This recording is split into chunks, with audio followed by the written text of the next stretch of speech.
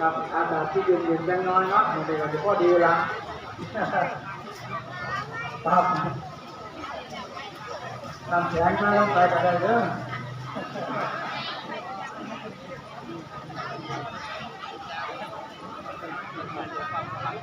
สวัสดีครับตอนนี้ก็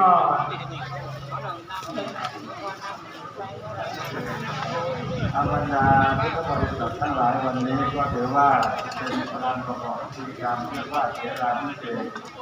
เป็นพิธีกรรมของทางวัดวัดหลักใจของเราเกิดขึ้น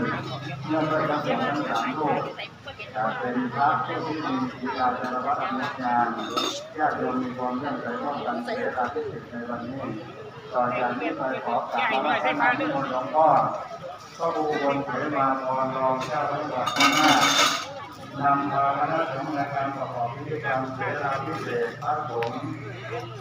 ณบัดนี้เอาในวันพระสงฆ์ทุกๆให้เป็นกองให้ด้วยแต่อย่าเที่ยวในห้องหมดระวังเที่ยวในห้องหมดระวังเที่ยวในห้องหมดพยัญโตโมติยังเลนะสนโนติเทวันกัมวังวิจโยชยาติเทวันกะเลอภรามิตวันลังเจติเขปัตตาวิโภคเปแก้วอย่านอนท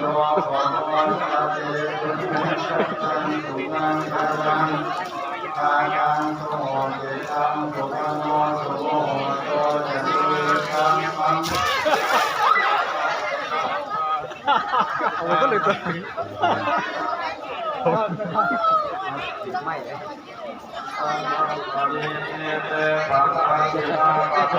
เสือก็เลยตัวนี้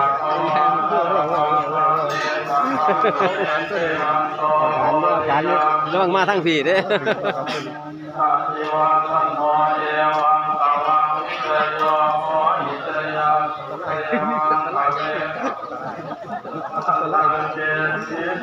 ตัวละ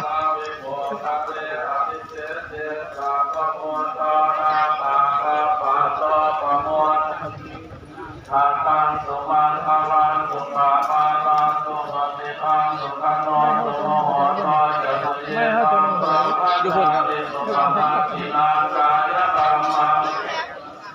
งไปหรอไปลงตาลงตาไปโอ้ใส่ทุกคนไปอีกแล้วยังโตโพธิยามุเรสัพยานังอาจิวันโนเอวังตวัง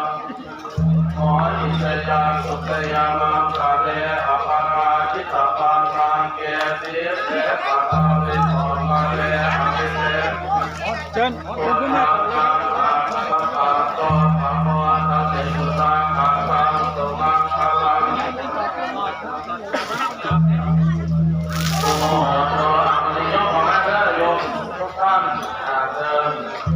เอาโยมสิแม่พระนา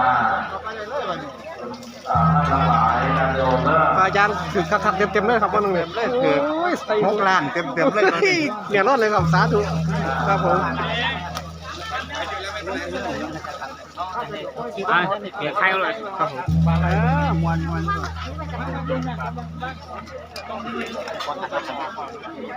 ขณะนี้ก็เรากำลังสมบทให้แก่พระเดชพระคุณด็อกเตอร์ดูธรรมวสิขณะนี้แล้วก็พร้อมด้วยบริวารของท่านอาจารย์ของท่านน้ำแข็งอยู่เลยแต่เดี๋ยวนี้หนาวมาแห้งแล้วครับอาจารย์เดี๋ยวนี้หนาวแล้วตอนนี้แนวออกมาจับคนละหมายมาจับแข่งโอ้ยกรรมขอให้เกินอาจารย์คะเก็บภาพขอจอหน่อย โตอยู่ไหน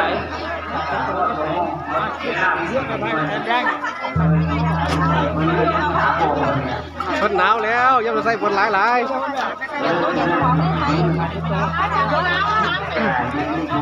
ผู้ชาว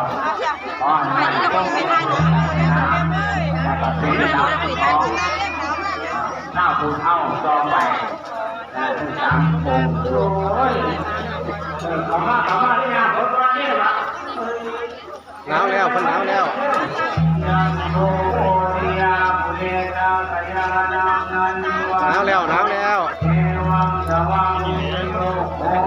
หนาวแล้วมันหนาวแล้ว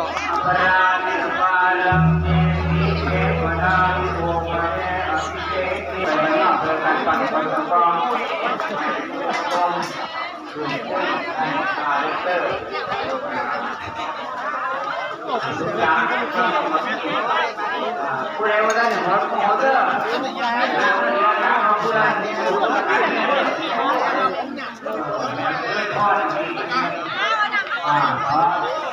พ่อหญิงมองย้อนจอยเลยคือพ่อเด้อเอาเนี่ยวันนี้ที่เราเที่ยงนะเที่ยงงานเที่ยงปีกันทั้งปีใครที่ไม่ได้ไปดูงานจะรับมีการผ่านกันมาเนี่ย แหลม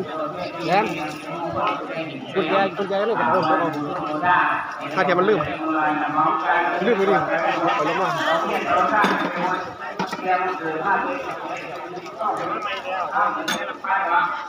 ไป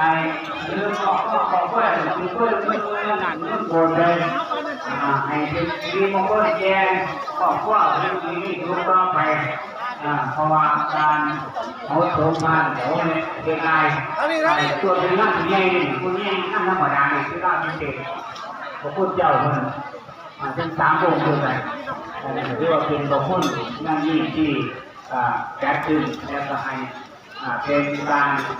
ญาติโยมในทัพบุญและในโรงเรียนนี้